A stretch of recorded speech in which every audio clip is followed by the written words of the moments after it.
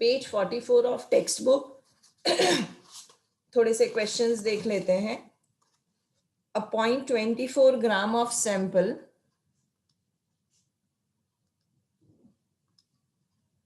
so look at the question. 0.24 grams of sample of oxygen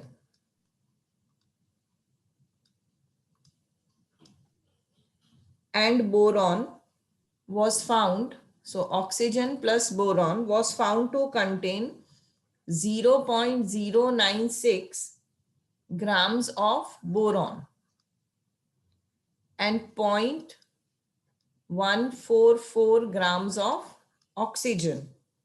Calculate the percent composition of the compound by the weight. Percent composition मतलब क्या? Out of 100, right? Okay. तो आपको ये बताना है कि अगर हमने 0.24 ग्राम्स ऑफ कंपाउंड दिया है, कंपाउंड किसका बना है? ऑक्सीजन और बोरॉन का, तो उसमें से बोरॉन कितना परसेंट है और ऑक्सीजन कितना परसेंट है? क्वेश्चन क्लियर है बच्चों? Yes, ma'am. Okay. Let us say if I want to find percentage of boron, तो मैं क्या करूंगी? देखो बोरॉन कितना है यहाँ पे?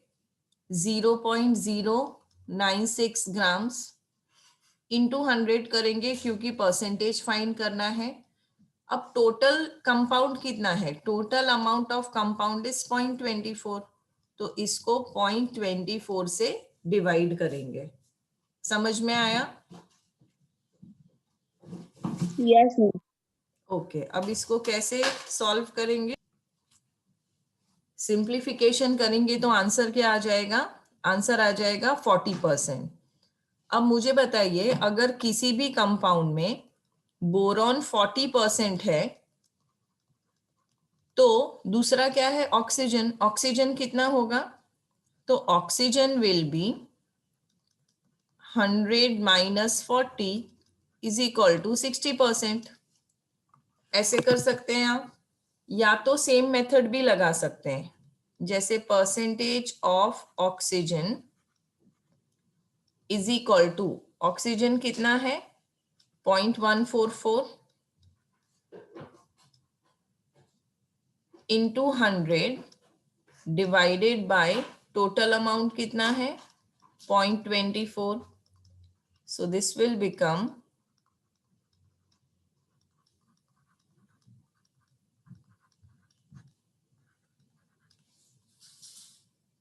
12 twos and 12 12s is 144.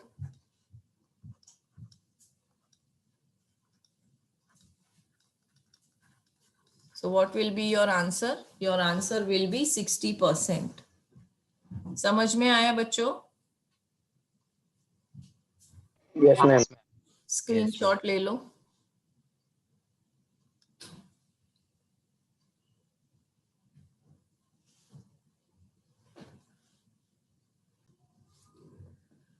Okay, question number 2 is, please refer to your textbook. The question says 3 grams carbon is burnt in 8 grams of oxygen.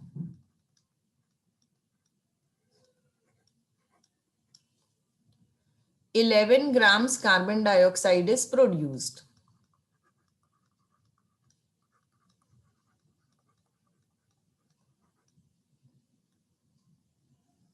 What mass of CO2 will be formed when 3 grams of carbon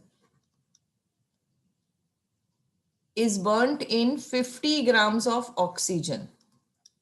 So if this is the case, how much carbon dioxide will be produced? And which chemical combination will govern your answer? So basically यहाँ पे क्या हो रहा है?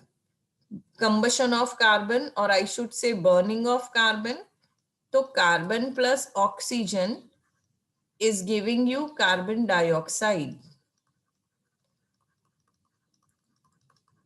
तो अगर 3 gram carbon है, वो 8 ग्राम ऑक्सीजन के साथ 11 ग्राम CO2 दे रहा है, अब कार्बन 3 ग्राम ही है और ये 50 ग्राम है, तो CO2 कितना बनेगा?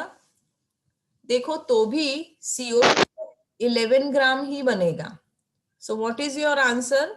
How much CO2 is obtained? 11 gram CO2 is obtained. क्यों ऐसा? Because कार्बन कितने ऑक्सीजन के साथ मिलके कार्बन डाइऑक्साइड बनाएगा? That is governed by law of chemical combination, है ना? 2 लॉस पढ़े थे हमने,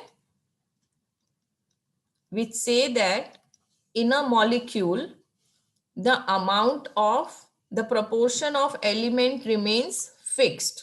कौन सा लॉ ये कहता है?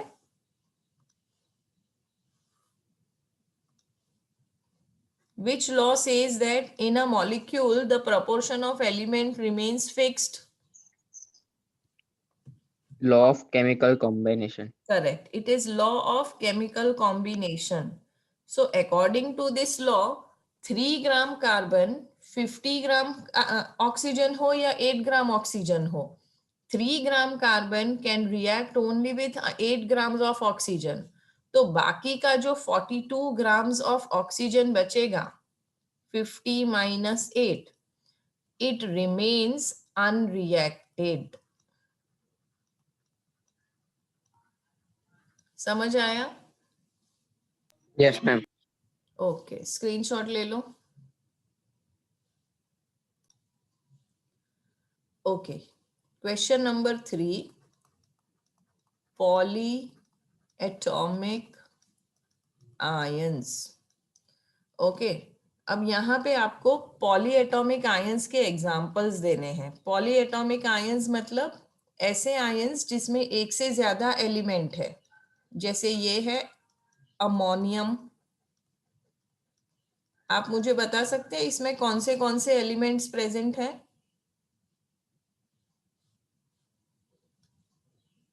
Nitrogen and hydrogen.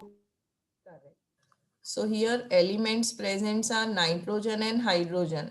And how many atoms are present? इसकी एटॉमिसिटी कितनी होगी? 4 हाइड्रोजन 1 नाइट्रोजन, तो एटॉमिसिटी 5. पूछा नहीं है, ऐसे ही डिस्कस कर रही हूं. दूसरा है हाइड्रोक्साइड. इसमें क्या क्या प्रेजेंट है? Oxygen and hydrogen. और कितने एटम्स है? 2. तो दो. ये इसीलिए हम इनको पॉलीएटॉमिक कह रहे हैं. Next is CO3 2 minus. क्या बोलेंगे इसको?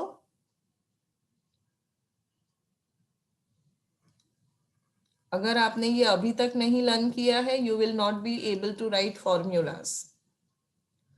कार्बोनेट बोलेंगे इसको. कौन से एलिमेंट्स प्रेजेंट हैं? Carbon and oxygen. और कितने एटम्स हैं? 3 oxygen plus 1 carbon, 4. There is one more, SO4 2 minus है, और SO4 sulphate. This is sulphate. एक मिनट, कौन से एलिमेंट्स हैं इसमें? Sulfur. Sulfur and oxygen. And how many are there? 4 plus 1, 5 5. atoms are there. तो ये सारे पॉलीएटॉमिक हैं. एक और होता है फॉस्फेट, PO4 3 माइनस. इसमें क्या क्या प्रेजेंट है? P and O. And how many are there? Again 5. I can sense. Okay, screenshot ले लो. जिन लोगों ने टेबल ऑफ आयंस, वैलेंसी, उसके सिंबल, उसके नेम्स लर्न नहीं किए हैं, प्लीज डू इट. उसके बिना आप फॉर्मूलाज नहीं लिख पाएंगे. So I am on question number 4 of textual exercise. Let us write some chemical formulas. Magnesium chloride कैसे लिखेंगे? MgCl, इसका वैलेंसी +2, इसका -1, and then criss-cross valency. So what should be your answer? MgCl2. Clear है? Yes, ma'am. Calcium oxide. Calcium is Ca2 plus, oxygen is O2 minus. अब यहाँ पे जब हम क्रिस क्रॉस वैलेंसी करेंगे तो 2 plus and 2 minus gets cancelled.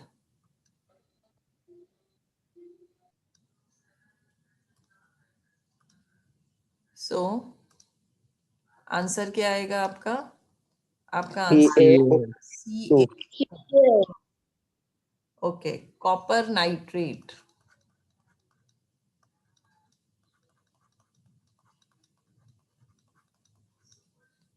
तो CuNO3, copper का वैलेंसी है 2 इन दिस केस. कॉपर का वैलेंसी 1 भी हो सकता है, but in this case we will take the valency 2.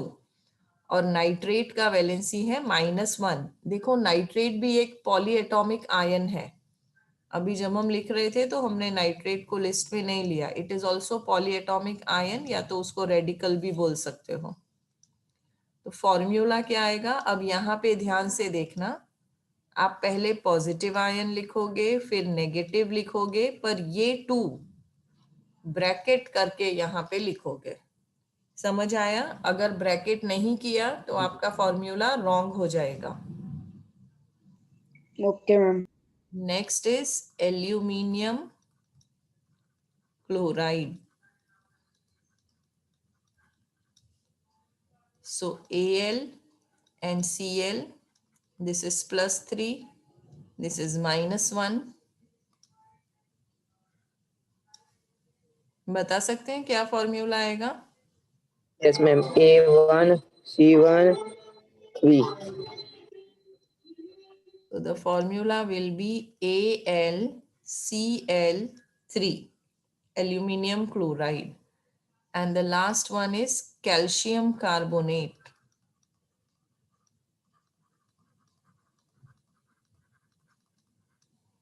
So this will be CaCO3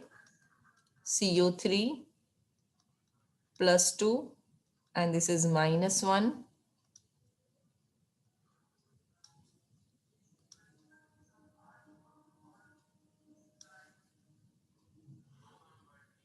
formula क्या आएगा बताइए? CO3. Yes.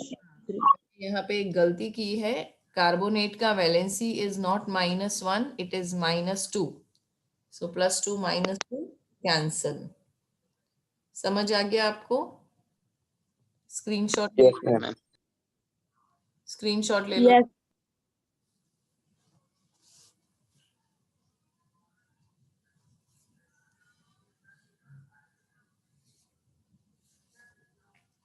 Can I clear the board?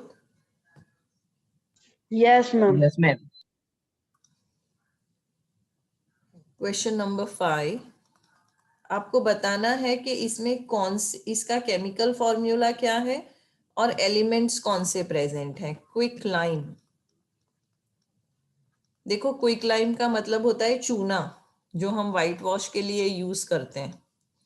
उसका केमिकल फॉर्मूला है CaO. इसका नाम क्या होगा बता सकते हैं? What is the name? Calcium oxide. Correct. और इसमें कौन से एलिमेंट्स प्रेजेंट हैं?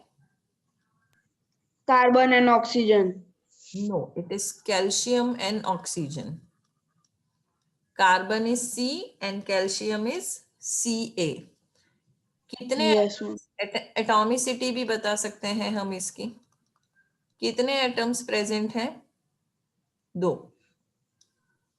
2. 2. Is hydrogen bromide. Hydrogen. Hydrogen bromide कैसे लिखेंगे? Hydrogen is H, bromide is Br. तो क्या क्या प्रेजेंट है यहाँ पे? हाइड्रोजन और bromine, Bromine. and 1 plus 1, 2 atoms are present. Next is baking powder.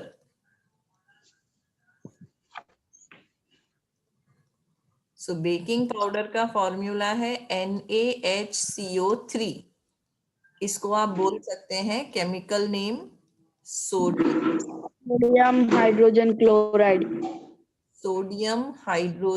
Carbonate. CO3 is carbonate. Carbonate. क्या क्या प्रेजेंट है इसके अंदर? Na is sodium, H is hydrogen, Hydrogen. Carbonate. E is carbon, Carbon. and O is oxygen. 4 elements present है और number of atoms कितने होंगे? 1 + 1 2, 3, 3 + 3 6. तो ये 6। पॉली एटॉमिक आयन है. Next is potassium sulphate.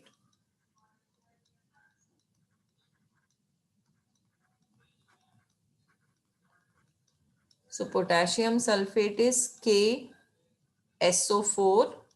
SO4 की वैलेंसी 2 और K की वैलेंसी 1. तो फॉर्मूला हो जाएगा K2SO4. कौन से एलिमेंट्स प्रेजेंट हैं? Potassium, that is K, sulphur and oxygen. Oxygen. ठीक है, और कितने हैं? 2 + 1 3, 3 + 4 7. So this is 7. also polyatomic. Okay, screenshot ले लो.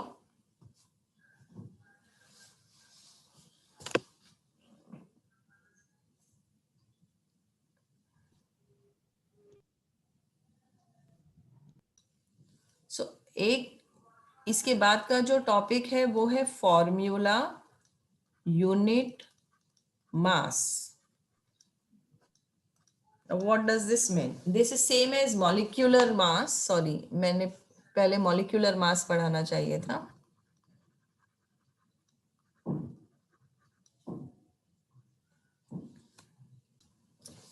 So here we will have one more concept now, which is known as molar mass.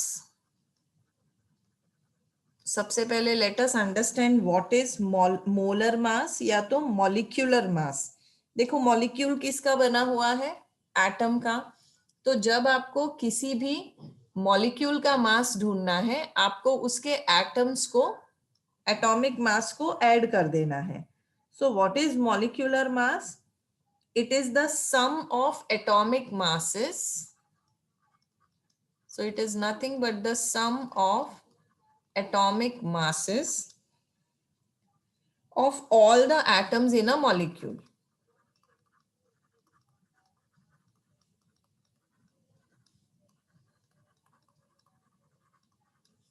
ठीक है, तो मॉलिक्यूल में जो भी सब्सटेंस की आप बात कर रहे हैं, उस सब्सटेंस के मॉलिक्यूल में जितने भी एटम्स हैं उनको आप ऐड करेंगे और आपको जो मास मिलेगा उसको आप मोलर मास बोलेंगे. ठीक है, तो क्योंकि हम एक सब्सटेंस को रेफर कर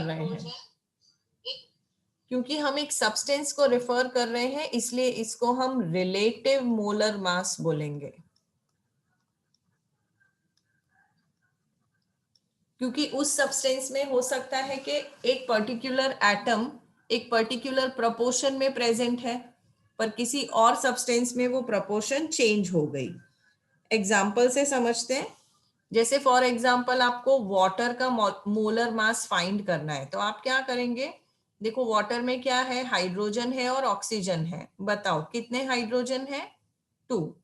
तो 2 into atomic mass of hydrogen plus oxygen कितने हैं? 1. तो 1 into atomic mass of oxygen. Oxygen. अब मैंने आपको एटॉमिक मास कैसे लर्न करना उसका ट्रिक भी सिखाया है, और 1 to 20 तक के एटॉमिक मासेस सबको लर्न होने चाहिए. अगर अभी तक नहीं हुए हैं तो लर्न कर लेना. सो हाइड्रोजन का है 1 और ऑक्सीजन का है 16, तो आपका आंसर आएगा 2 + 16 18। तो वाटर का मॉलिक्यूलर मास कितना है 18। इसका यूनिट क्या होगा U, एक्चुअली इसका यूनिट होगा एटॉमिक मास यूनिट्स, बस इस पर इसको हम शॉर्ट में लिखेंगे U। ठीक है, समझ में आ गया? Yes, ma'am. Okay, next is HNO3।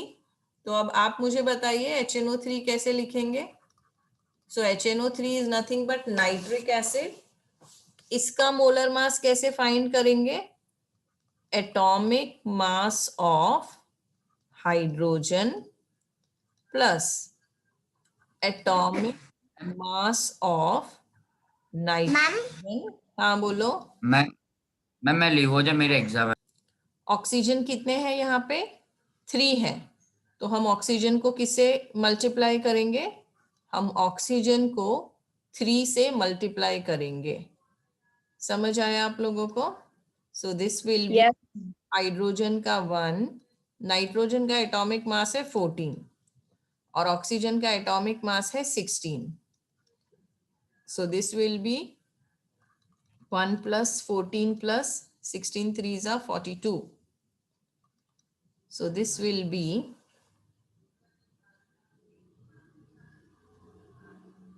sorry 16 3s will be 48. तो आंसर क्या आ जाएगा आपका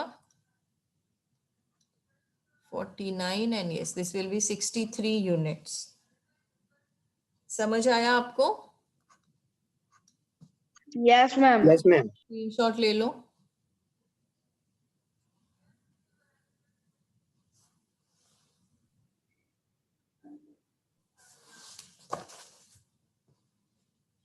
okay, next topic is formula unit mass. Okay, तो फॉर्मूला यूनिट मास मतलब अगर आप सपोज एक पर्टिकुलर कंपाउंड की बात कर रहे हो, ठीक है, वो कंपाउंड का एक फॉर्मूला है ना। जैसे फॉर एग्जांपल मैं बात कर रही हूं सोडियम क्लोराइड की, तो फॉर्मूला क्या होगा सोडियम क्लोराइड का? NaCl। तो NaCl एक यूनिट बन गया, तो इस यूनिट का मास कितना है? इस यूनिट का मास होगा atomic mass of sodium plus atomic mass of chlorine. So that will be 23 + 35.5। तो जो भी इसका आंसर आएगा कितना आएगा, चलो वर्कआउट ही कर लो। 58.5। इसको आप बोलोगे फॉर्मूला यूनिट मास। तो हमने इसको वैसे ही कैलकुलेट किया जैसे मॉलिक्यूलर मास कैलकुलेट करते हैं, पर यहाँ पे हमने मॉलिक्यूलर मास की जगह फॉर्मूला यूनिट मास ऐसा वर्ड यूज किया। तो ये जनरली उसके लिए होता है जो आयन से बना है। देखो दो तरह के कंपाउंड होंगे, आयोनिक कंपाउंड्स और मॉलिक्यूलर कंपाउंड्स। यहाँ पे आयोनिक बॉन्ड होगा and they are made up of ion. जैसे सोडियम क्लोराइड बना है Na+ और Cl- आयंस का। मॉलिक्यूलर मतलब यहाँ पे कोवलेंट कंपाउंड होंगे जहां पे आयंस नहीं है, एटम्स हैं। जैसे वाटर है तो यहाँ पे एटम्स हैं, आयंस नहीं है। तो वाटर का मॉलिक्यूलर मास फाइंड करोगे, पर सोडियम क्लोराइड का आयोनिक मास फाइंड करोगे। फॉर्मूला दोनों का सेम ही है, खाली नाम अलग अलग है क्योंकि अंदर जो स्पीशीज है वो अलग अलग है। समझ आया आपको? Yes, ma'am. Ma'am. Okay, screenshot ले लो।